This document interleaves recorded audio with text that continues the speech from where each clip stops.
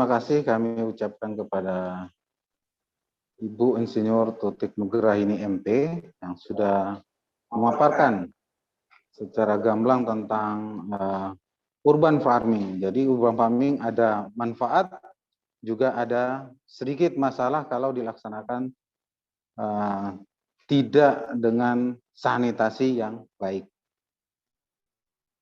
Baik Bapak Ibu, kita lanjut untuk pemateri ketiga kita dengan narasumber Ibu Hamidah SPMP ya, dengan tema tanaman buah dalam pot sebagai penunjang gizi keluarga. Kepada narasumber kita, waktu dan tempat kami persilakan. Bismillahirrahmanirrahim. Baik, terima kasih. Assalamualaikum warahmatullahi wabarakatuh. Saya akan menyampaikan di sini berbicara sedikit ya mengenai tanaman buah dalam pot ya sebagai penunjang gizi keluarga di masa pandemi.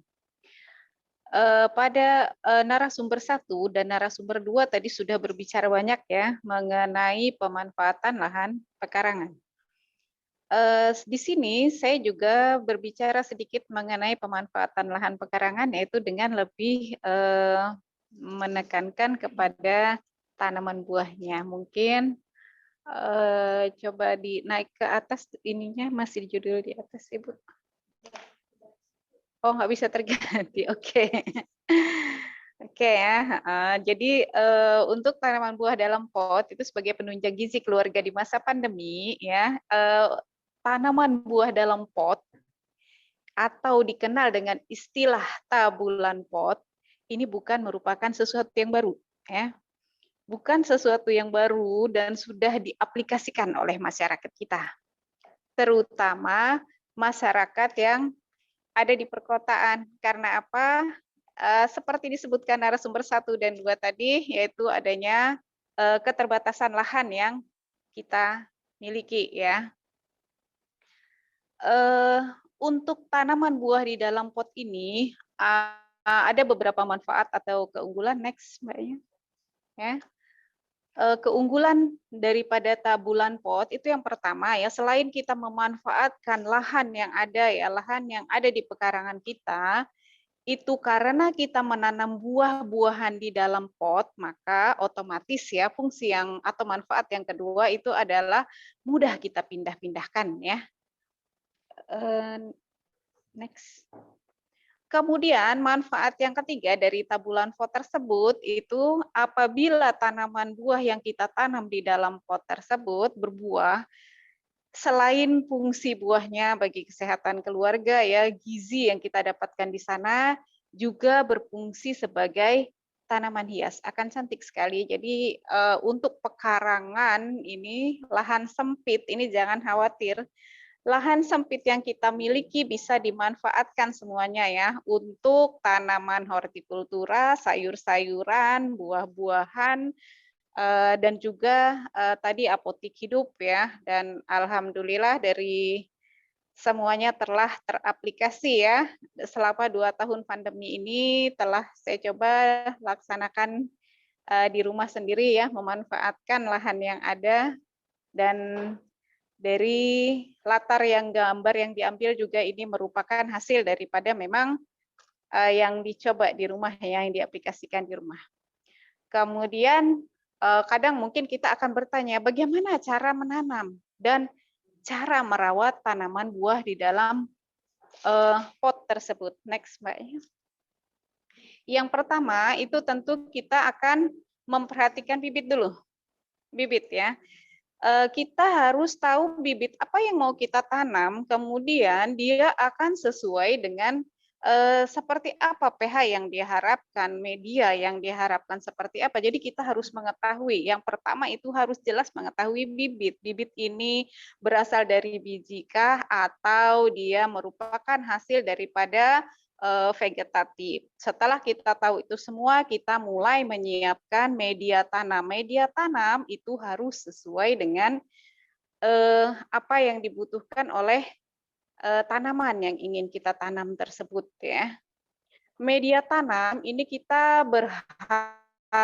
mengharapkan media tanam ini bersifat porus ya, karena media tanam ini nanti merupakan kunci dari keberhasilan kita sampai di akhir, di produksi akhir bisa atau tidak tanaman buah yang kita tanam ini akan berbuah ataukah dia akan mati di tengah jalan. Jadi yang memegang kunci atau peran utama adalah di media ini ya, karena di dalam media juga di situ selain ada airnya, ada hara ya yang terkandung di dalam media tanam. Jadi media tanam ini memang kita benar-benar harus menjaga dari awal, menyesuaikan dengan bibit tanaman apa yang akan kita tanam tersebut.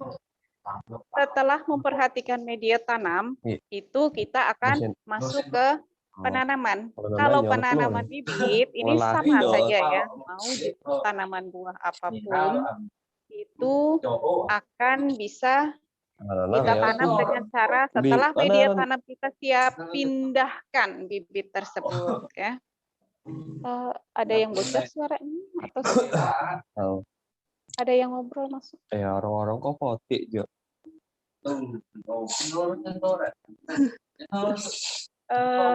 Apalagi Mohon lah, maaf ya, karena suara saya semoga terdengar sepertinya ada yang masuk atau seperti apa, entah jaringan mungkin barangkali ya. Saya lanjut ya. Cara kita yang keempat itu adalah ini juga memegang peranan yang sangat penting yaitu pemeliharaan. Setelah kita tanam itu tidak bisa kita tinggal menunggu bagaimana nanti hasil akhirnya, tetapi ada langkah-langkah yang harus kita laksanakan di sana ya, yang terdiri dari penyiraman. Penyiraman itu kalau kita normal lakukan itu pagi dan sore hari ya, sesuai daripada kebutuhan daripada bibit tadi itu. Apakah ini termasuk bibit tanaman yang membutuhkan air yang banyak atau tidak? Jadi diperhatikan dari situ. Kemudian pemupukan.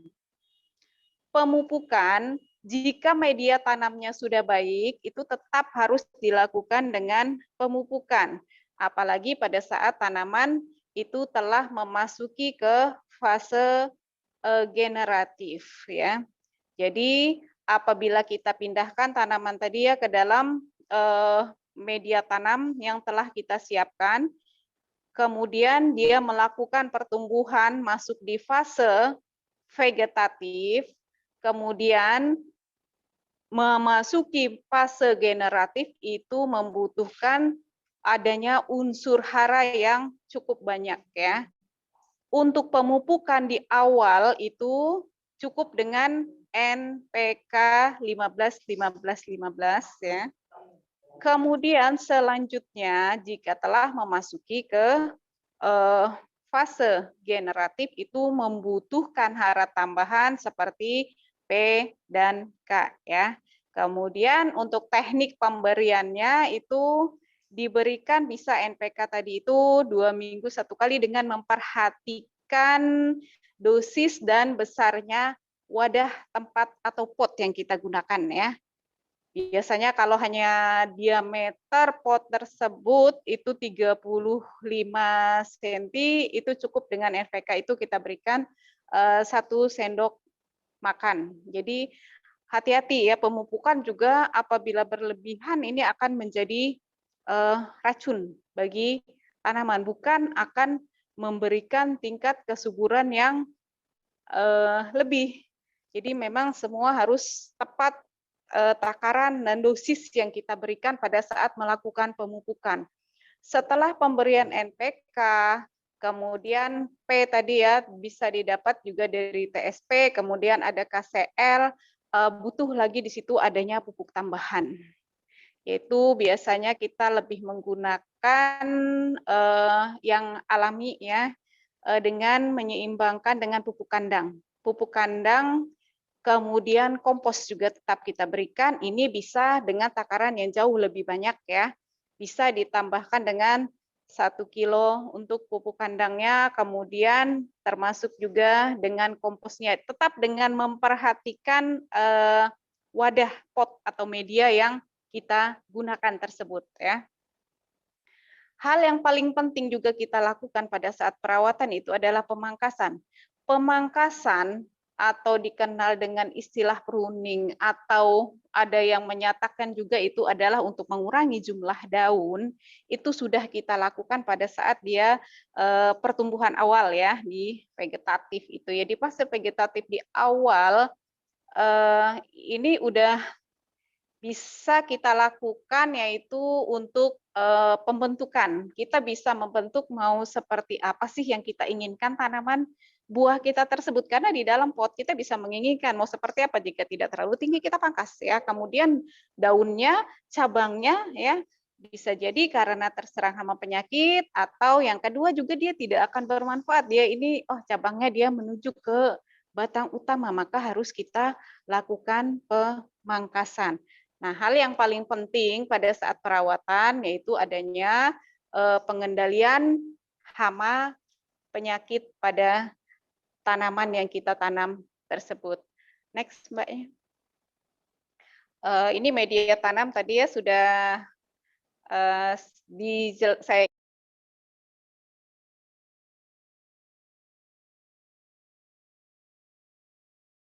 saya inikan di atas sedikit. Berbicara mengenai media tanam, kita berharap media tanamnya yang porus ya. Saya biasanya menggunakan perbandingan 1:1:1. Jadi itu ada tanah, ada kompos ya, ada pupuk kandang. Saya lebih menggunakan pupuk kandang sapi ya, karena dia cepat tercampur dibandingkan dengan pupuk kandang kambing ya. Kemudian ada sekam, sebenarnya yang paling bagus di situ adalah sekam bakar. Ya, dengan perbandingan 1:1:1 sehingga media ini nantinya akan menjadi benar-benar utama ya, penentu utama bagi tanaman tersebut. Next, Mbaknya. Kemudian jenis tanaman apa sih yang bisa kita tanam di dalam pot? Artinya ya kita nggak perlu ribet-ribet ini ya, tanamannya berbuah, cantik dan lain sebagainya ya. Itu hampir rata-rata ya bisa kita tanam di dalam pot. Tanaman itu jenis jeruk ya. Kebetulan punya saya belum berbuah di sini, saya ambil gambarnya ya. Yang berbuah itu adalah buah naga, itu pun sisanya hanya sisa-sisa ya, udah tidak ini, tapi masih lumayan, satu buah dengan beratnya masih 500 gram. Kemudian ada pepaya, ada pisang ya. Nah, jambu biji juga masih dalam proses. Stroberi, belimbing juga masih dalam proses ya. Kedondong belum berbuah, lengkeng juga, alpukat dan srikaya. Jadi artinya memang saya mengambil murni apa yang gambar-gambar juga apa yang saya dokumentasikan itu memang saya lakukan di lapangan ya. Jadi hampir semua jenis tanaman bisa kita aplikasikan atau kita tanam di dalam pot. Dengan adanya tabulan pot ini kita bisa memilih ya, memilih tanaman yang memang yang saya suka gitu atau keluarga kita suka. Jadi tanaman itulah yang akan kita tanam ya. Artinya tidak jauh dari rumah, begitu keluar kita akan langsung ketemu, jadi cantik. Kemudian hijau pekarangan kita ya, dan juga jangan lupa akan menyumbang oksigen bagi dunia. Next. Kendala yang biasanya sering dihadapi oleh masyarakat itu adalah saat kita menanam tanaman buah di dalam pot itu biasanya hanya berbuah pada satu kali di awal saja, selebihnya gimana ini kok tidak mau berbuah gitu kan. Artinya ya mungkin ya kesal sendiri dan lain sebagainya, udah dipupuk dan lain sebagainya kok tidak berbuah lagi. Nah, ini apa yang harus kita lakukan? Nah, biasanya hal seperti inilah yang paling sering dihadapi pada saat kita melakukan penanaman buah di dalam pot ini ya. Jadi yang pertama harus kita perhatikan itu adalah intensitas daripada sinar matahari. Nah, itu juga fungsi tadi. Kenapa di dalam pot kita ini bisa menggeser tanaman kapan dia membutuhkan intensitas sinar matahari yang cukup. Nah, pada saat pembungaan dan sebagainya itu kita bisa tarik, kita geserkan ke tempat di mana pekarangan kita tersebut yang mendapatkan cukup sinar ya. Kemudian yang kedua itu adalah air. Karena dia di dalam pot, itu pemberian air juga tetap harus memperhatikan kapasitas lapang. Karena saat kita memberikan air berlebih, tadi yang hara-hara kita berikan otomatis akan larut. Maka bisa jadi yang tumbuh subur adalah rumput-rumput yang ada di sekitar tanaman yang kita harapkan tadi yang malah larut dia. Sehingga saat melakukan penyiraman, ini air benar-benar dikontrol. Berikan air sesuai kapasitas lapang atau kemampuan wadah suatu wadah polybag ya. Artinya ya memang kemampuan kapasitas lapang wadah tersebut jangan berlebihan ya saat memberikan air pada saat melakukan penyiraman. Untuk mengurangi jumlah daun itu tadi kita lakukan pada saat perawatan ya, pada saat perawatan itu pemangkasan. Nah, ini jadi mengurangi jumlah daun ini selain dia mau kita membentuk seperti apa, juga untuk mempercepat nanti proses tanaman tersebut bisa berbuah. Selanjutnya tentu saja adalah pemupukan. Pemupukan disesuaikan ya dengan umur tanaman tersebut. Ya, kemudian dia udah masuk di fase mana ini? Kapan dia harus diberi NPK, kapan dia harus diberi TSP, kapan dia harus diberi KCL dan tambahan pupuk-pupuk yang lainnya. Hal yang paling penting untuk menjaga tanaman tersebut dari terserangnya hama penyakit ya pada tanaman yang kita inginkan tersebut itu adalah dengan menjaga kebersihan ya. Bukan hanya kebersihan areal di dalam pot tersebut, tetapi juga menjaga di sekitarnya. Di sekitarnya itu tetap kondisi harus bersih sehingga hama penyakit itu tidak mudah menyerang ya. Termasuk juga hama penyakit ini bisa include ya dengan kurangnya intensitas sinar matahari ini juga akan menentukan di situ ya penyakit hama atau penyakit bisa menyerang tanaman tersebut ya. Untuk di lapangan tanaman buah di dalam pot itu sepertinya hanya seperti itu sih kuncinya ya kalau kita melakukan di lapangan itu awalnya adalah pemilihan bibit yang baik unggul ya. Yang kedua adalah media tanam diperhatikan dengan baik. Selanjutnya tergantung pada perawatan. Untuk pembuahan selanjutnya ya tahun kedua misalnya seperti saya bilang tadi kendala di lapangan kok tahun kedua punya saya tidak berbuah. Itu peremajaan bukan hanya kita lakukan pada bagian atas dengan pemotongan cabang dan lain sebagainya, tetapi juga dengan memperhatikan peremajaan akar. Tapi harus hati-hati perhatikan tanaman mana yang bisa kita ini remajakan akarnya segera, ada juga tanaman itu yang lama baru bisa kita remajakan akarnya. Artinya dia dengan sekian tahun masih oke, masih baik-baik saja ya. Itulah kenapa biasanya kita menanam tanaman buah di dalam pot itu menyesuaikan tidak langsung ke dalam kondisi dalam pot yang sangat besar, tapi menyesuaikan dengan tinggi dan besar tanaman tersebut. Kemudian kita bisa memindahkannya lagi ke dalam pot yang jauh lebih besar. Seperti itu ya, karena terkait tadi selain yang diremajakan bagian atas juga ada bagian akar yang harus kita remajakan itu agar tanaman buah kita bisa berbunga dan berbuah. Ya jangan sampai dipupuk dan lain sebagainya ternyata tidak memberikan apa-apa ya. Artinya dengan perawatan dan perhatian itu tanaman akan memberikan bunga dan buah sebagai baktinya. Selamat mencoba untuk menanam buah di dalam pot. Selamat menikmati hijau dan segarnya tanaman yang kita tanam. Salam sehat dan sukses selalu. Cukup itu yang bisa saya share. Terima kasih. Assalamualaikum warahmatullahi wabarakatuh. Saya kembalikan kepada moderator.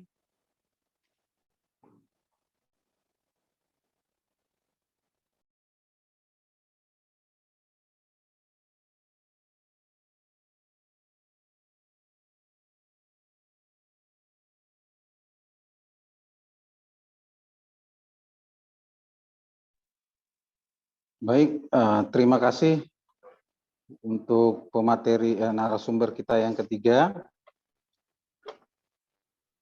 Baik Bapak Ibu, kita lanjut ke sesi tanya jawab. Ya, di tempat kami sudah ada beberapa pertanyaan.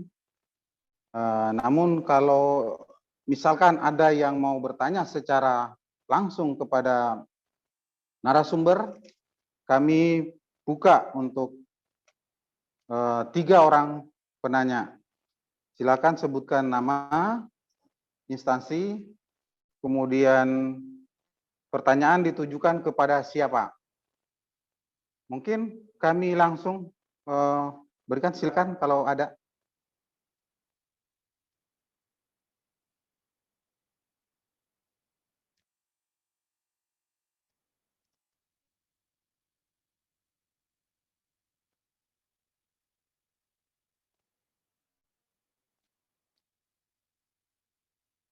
Baik Bapak Ibu, sambil menunggu pertanyaan, kami akan sampaikan beberapa masukan dan pertanyaan juga yang masuk ke meja redaksi kami. Pertama ada dari Bapak Kukuh Sungkawang. Untuk narasumber pertama, ya, untuk narasumber pertama, Dr. Iin Arsensi SPMP. Informasi beliau bahwa mungkin bisa ditambahkan fungsi tanaman, khususnya tanaman pohon itu sebagai tanaman serapan air dan penurunan suhu udara secara lokal. Ya. Jadi ini masukan beliau. Kemudian ada pertanyaan dari Ibu Elok Dwi Sulishantini dari Universitas Mula Warman. Jadi pertanyaan ini beliau tujukan kepada Ibu Dr. Iin Arsensi. Pertama, bagaimana cara penentuan jenis tanaman, dosis bahan obat, serta pemilihan bahan segar, bahan kering untuk pengobatan. Jadi beliau tanya bagaimana menentukan jenis tanaman, dosisnya, kemudian bahan segar, bahan keringnya untuk pengobatan. Kemudian apa saja, yang kedua, apa saja efek samping dari pemakaian obat-obatan. Mungkin kepada narasumber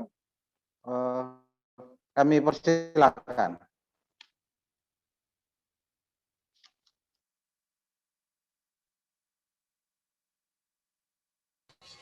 Ya, terima kasih. Ya, terima kasih ya untuk Pak Kukuh atas sarannya. Mungkin nanti saya bisa perbaiki ininya ya, slide-nya ya. Terima kasih. Ya, memang tanaman juga adalah untuk ini ya, berfungsi sebagai penurun suhu di sekitar iklim mikro daripada tanaman itu ya. Jadi semakin timbun biasanya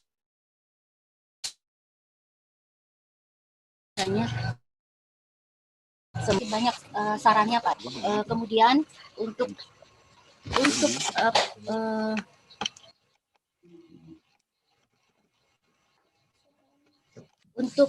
pertanyaan kedua dari Ibu Elok, terima kasih. Ya, bagaimana cara menentukan tadi ya tanaman obat-obatan itu dan ini. Ya, jadi mengacu pada keputusan Menteri Kesehatan RI nomor HK 0107-Menkes-187-2017 tentang formularium ramuan obat tradisional Indonesia. Nah, di situ dijelaskan bahwa untuk bahan kering atau simplicianya itu setara dengan 40-60% daripada bahan segarnya.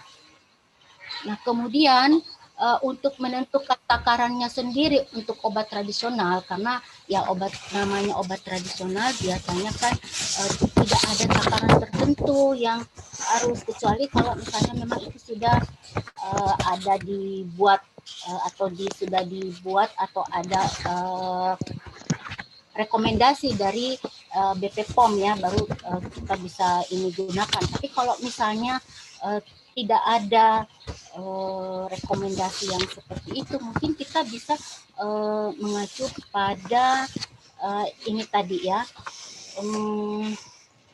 keputusan menteri ya. Di situ ada bahwa satu takaran penggunaan ramuan obat tradisional itu adalah 80 gram bahan kering, bahan segar. Jadi 1 genggam itu setara dengan 80 gram bahan segar. Nah, kemudian bahan keringnya sendiri ini 40-60% dari bahan segar tersebut. Nah, kalau misalnya untuk bahan-bahan yang rimpang-rimpang itu 1 ibu jari yang kita gunakan, itu setara dengan 8 cm atau 10 gram bahan segar. Nah, untuk satu cangkirnya, kalau kita menggunakan cangkir, itu setara dengan 100 ml. Dan satu gelas blending yang ini, itu setara dengan 200 ml. Untuk 1 sendok makan, ya, takaran ramuan obat tradisional itu adalah setara dengan 15 ml. Dan untuk 1 sendok teh itu setara dengan 5 ml.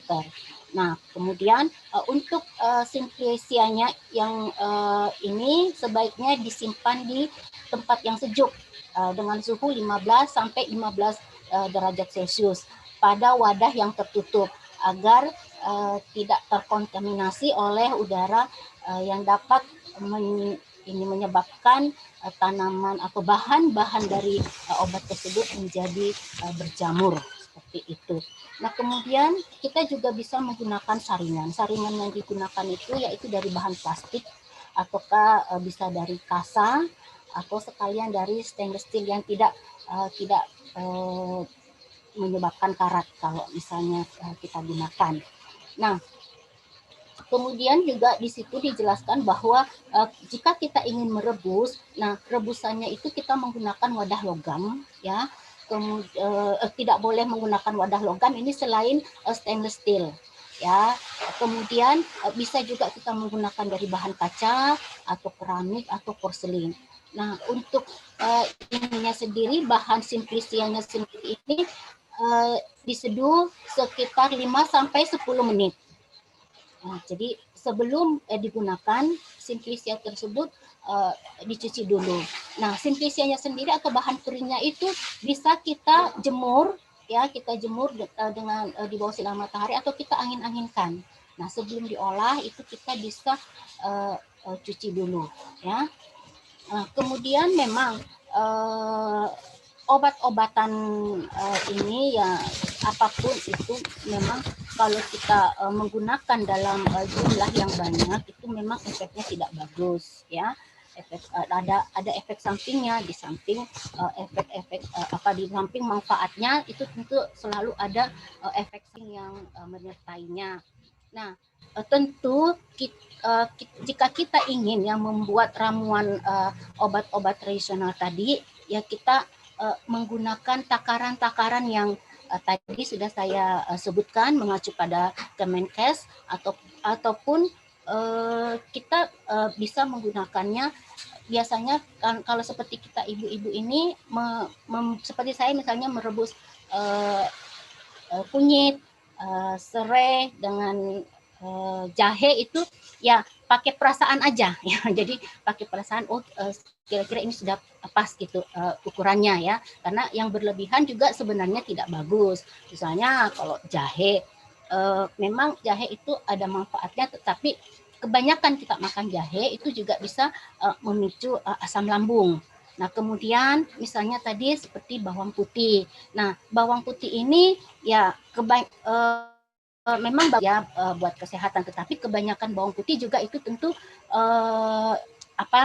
pertama menimbulkan bau mulut yang tidak segar gitu ya. Jadi akan mengganggu misalnya dengan kita berkomunikasi dengan orang lain. Nah, kemudian juga dapat menimbulkan bau badan. Tapi itu kalau kita konsumsi secara berlebihan. Nah, sepanjang itu kita konsumsi secara bijaksana ya. Nah, secara bijaksana artinya sesuai dengan takarannya, saya rasa semuanya itu tidak mempunyai efek yang terlalu merugikan ya. Nah, sebenarnya juga seperti bawang merah. Nah, bawang merah ini juga kebanyakan bawang merah dapat menyebabkan mual. Nah, juga pasca operasi itu kita tidak dianjurkan untuk tidak makan bawang merah. Nah, jadi saya rasa itu yang bisa saya berikan. Ya, mudah-mudahan setelah ini Ibu Elok mencoba untuk membuat ramuan-ramuan tradisional tersebut, tapi dengan takaran-takaran yang ini Bu ya, jangan terlalu berlebihan ya. Terima kasih ya atas pertanyaannya. Demikian jawaban saya. Assalamualaikum warahmatullahi wabarakatuh.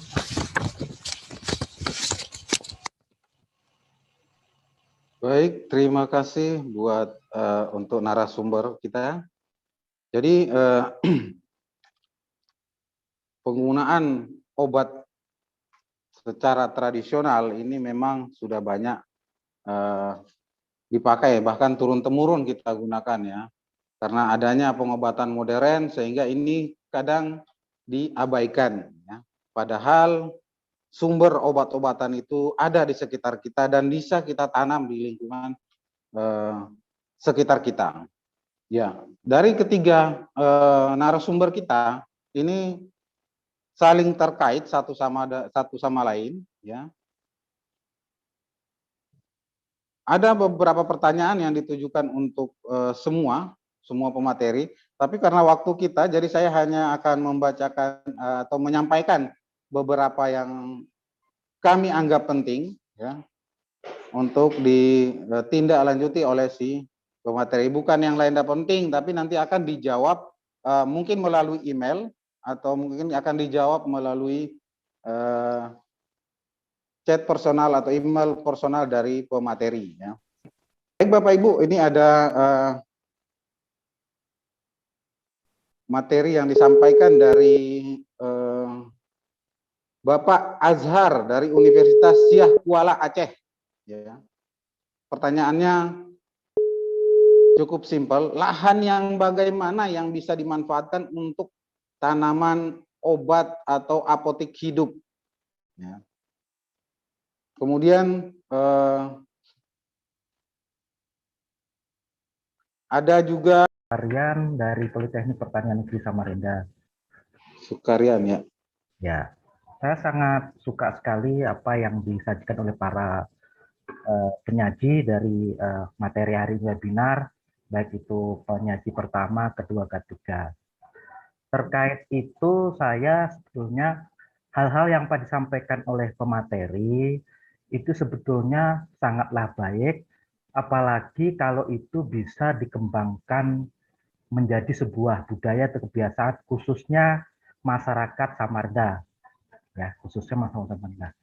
Artinya konsep budidaya kita arahkan ke apotek hidup, kemudian urban farming yang menjadikan lingkungan sekitar kita bisa menjadi RTH, menjadi sumbangsi bagi Kota Samarinda khususnya untuk dinikmati oleh keluarga di lingkungan.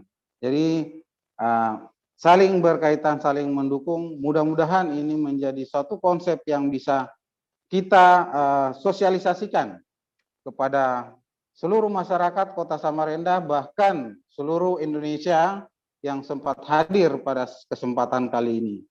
Ya, kami ucapkan terima kasih kepada Bapak Sukarian dan Ibu Elo, kemudian ada Bapak Azhar dari Universitas Syah Kuala Aceh, kemudian ada Saudara Jimmy dari Kota Samarinda. Mungkin karena waktu kita juga sudah menunjukkan pukul 11.30, mau tanggapi? Hah? Kenapa? Ada pertanyaan? Oh ya, sedikit juga ada sebelum kita tutup, ada sedikit tambahan dari narasumber ketiga kita, Bu Hamidah SPMP. Silakan Bu. Baik, terima kasih. Untuk menjawab pertanyaan tadi ya, bagaimana mengendalikan hama dengan cara organik ya, artinya dengan cara yang ramah lingkungan. Kalau untuk tanaman buah itu kalau kita kita perhatikan sering melihat ya yang rumahnya memiliki ada buah, kenapa sih kok dibungkus-bungkus? Itu adalah cara paling sederhana cara mengendalikan hama buah tersebut daripada gangguan hama. Yang selanjutnya adalah itu dengan menghadirkan aroma-aroma yang menyengat ya, sehingga serangga itu belum sempat hama, artinya ya berupa serangga itu belum sempat mendekat, kita udah antisipasi biasanya dengan penyemprotan itu dengan sedikit bawang putih maupun dengan cara rokok itu ada tembakaunya itu ya, dengan konsentrasi kita cairkan disemprotkan sehingga hamanya tidak akan mendekat, atau jika telah terlanjur hamanya sudah ada di situ tuh dia biasanya dengan cara memasang perangkap yang serangganya bisa menempel pada alat tersebut. Itu adalah cara yang paling sederhana, cara organik ya, organik yang kita gunakan bagaimana mencegah penyakit terhadap yang menyerang pada tanaman buah hama ya, khususnya yang terlihat, artinya mana yang hamanya mendekat sudah kita ini sebelum dia mendekat sudah kita bisa antisipasi, dan cara yang paling gampang atau simpel yaitu adalah dengan cara membungkus tanaman buah tersebut. Kemudian terima kasih atas saran dan masukannya Bapak tadi. Kemudian untuk Pak Azhar tadi, selain bisa dijadikan agrowisata, hal yang paling simpel yang bisa dilakukan untuk bersikap komersil terhadap apa yang kita lakukan, yaitu kalau kita telah melakukan di pekarangan tadi itu misalnya dengan apotik hidup atau dengan tanaman buah di dalam pot, maka yang bisa kita komersilkan adalah dengan cara menjual daripada bibit tanaman tersebut beserta dengan contoh yang telah ada dilihat. Insya Allah itu akan bisa bersifat komersil. Terima kasih, mungkin hanya itu tambahan dari saya kembalikan ke moderator. Assalamualaikum warahmatullahi wabarakatuh. Waalaikumsalam warahmatullahi wabarakatuh. Boleh Baik, saya Bapak tambah Ibu. di situ, Pak? Ya. Oh ya, silakan Bu. Kalau mau ditambahkan. Ya, jadi tadi pertanyaan dari Bapak Azhar, pekarangan ya, lahan pekarangan bagaimana ya. Jadi tidak harus luas-luas pekarangannya, Pak. Saya juga kebetulan pekarangan rumah saya juga tidak luas. Tapi kalau kita bisa menanam bahan-bahan tanaman yang memang dapat kita gunakan sebagai, selain sebagai tanaman apa untuk menghias pekarangan, tapi juga kita bisa ambil manfaatnya sebagai obat, itu saya rasa sudah cukup, Pak. Jadi tidak perlu kan ada beberapa tadi ya penggolongan-penggolongan daripada tanaman apotik hidup. Nah, terserah kita tergantung dari luas pekarangan kita bisa memilih. Misalnya ya kalau sempit mungkin kita hanya bisa menanam rempah-rempah, itu sudah cukup.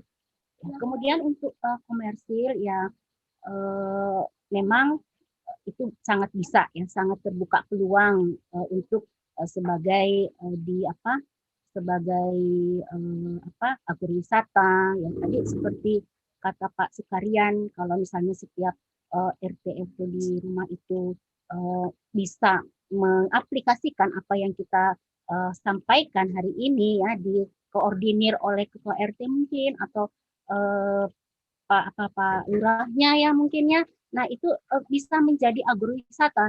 Dan saya rasa di Samarinda ini sudah ada ya agrowisata yang di mana satu, saya lupa ya di Samarinda, tapi ada satu gang itu, tapi memang masyarakatnya sudah sadar banget dengan lingkungannya dan mereka memang menanam apotik hidup. Setiap pekarangan rumah itu ada apotik hidupnya. Ya, saya rasa itu tadi ya dari penjelasan atau tambahan dari Pak Sukarian. Terima kasih. Itu saja yang bisa saya tambahkan. Terima kasih. Ya, terima kasih Bu. Ya, mungkin dari pemateri kedua atau narasumber kedua kita ada tambahan sedikit. Ya, kita kasih waktu 3 menit. Silakan Bu. Ya, terima kasih Pak. Sedikit saja. Tadi dari Bapak Azhar ya dari Universitas Sahkuala tadi, itu kalau memang bisa Pak untuk menanam lahan pekarangan tadi untuk ditanami berbagai tanaman ya, misalnya bisa tanaman pangan atau apotik hidup, toga atau buah-buahan, itu tergantung asal ada medianya Pak, tempatnya ya. Gimana cara mengaturnya. Jadi kita memang betul-betul harus kreatif, memilih apa yang mau ditanam dan juga metode yang dipilih itu yang mana ya. Nah, itu asal ada medianya saya kira bisa sekaligus bisa ditanam itu syukur malah bagus ya. Kemudian juga untuk selain untuk kebutuhan pangan keluarga saja juga untuk perkotaan, syukur-syukur untuk agrowisata itu lebih bagus lagi. Memang tujuannya itu ya untuk agro farming ini selain keluarga kemudian untuk tambahan income keluarga, kemudian untuk agrowisata lebih bagus lagi. Kemudian dari Pak Asar tadi ada hubungannya dengan Pak Sukaryawan tadi ya, nah, itu bagus Pak. Idenya Bapak masukannya tadi. Jadi kalau misalnya satu rumah aja kita bisa menanam berbagai macam buah-buahan atau sayuran, apalagi kalau satu RT atau satu kelurahan sehingga menjadi kampung buah atau kampung apotek hidup itu lebih bagus lagi Pak. Jadi memang itu tujuannya untuk mensejahterakan masyarakat juga untuk menyenangkan masyarakat juga. Saya kira itu aja, waktunya mungkin sudah mepet. Terima kasih Pak Moderator. Baik, terima kasih kepada seluruh pemateri. Kami ucapkan terima kasih banyak. Semoga apa yang kita lakukan pada hari ini bisa mendapat berkah, bisa mendapatkan ilmu yang bermanfaat khususnya bagi kami pribadi dan Bapak Ibu sekalian bisa menerapkan konsep ya dengan upaya penyokong pangan untuk keluarga juga sebagai apotek hidup yang tentunya tadi ada beberapa poin penting. Intinya adalah bagaimana melakukan budidaya dengan baik agar tidak menimbulkan masalah yang besar ya. Jadi memanfaatkan pekarangan yang sempit, memanfaatkan lahan yang sempit dengan tentunya penggunaan bahan-bahan yang sesuai dengan kebutuhan tanaman. Baik Bapak Ibu, saya tidak berpanjang lebar, kita beri aplaus kepada 3 pemateri kita. Terima kasih kami ucapkan buat semuanya. Kami akhiri. Assalamualaikum warahmatullahi wabarakatuh. Mungkin akan selanjutnya akan ada sesi foto, mungkin mohon maaf ya, jangan dulu live.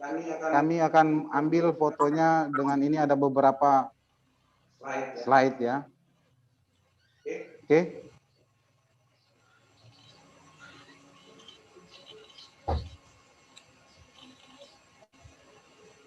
Mungkin bisa di-on-kan kameranya.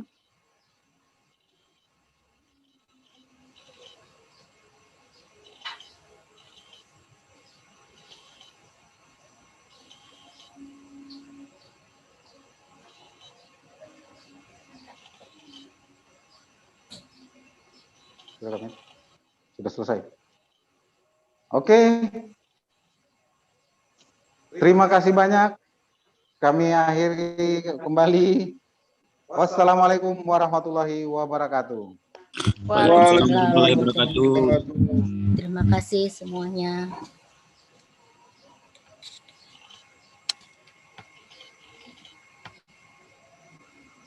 Baik, terima kasih kepada moderator yang telah memimpin berjalannya webinar pada hari ini. Selanjutnya yang terakhir penyerahan sertifikat sekaligus penutupan yang akan diserahkan oleh Dekan Fakultas Pertanian.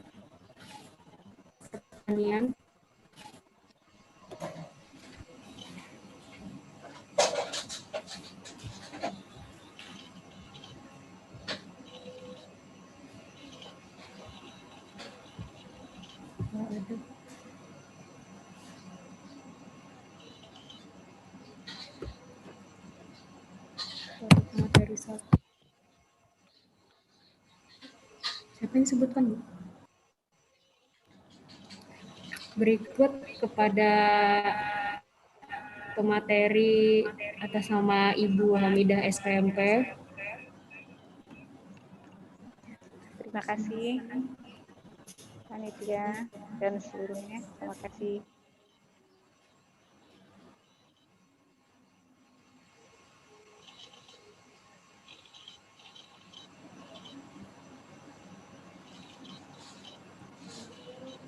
Selanjutnya untuk Ibu Insinyur Tutik Nugrahini MP.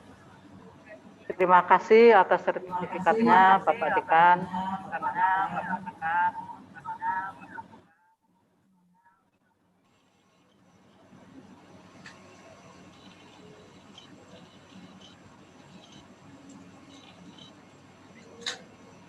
Kemudian untuk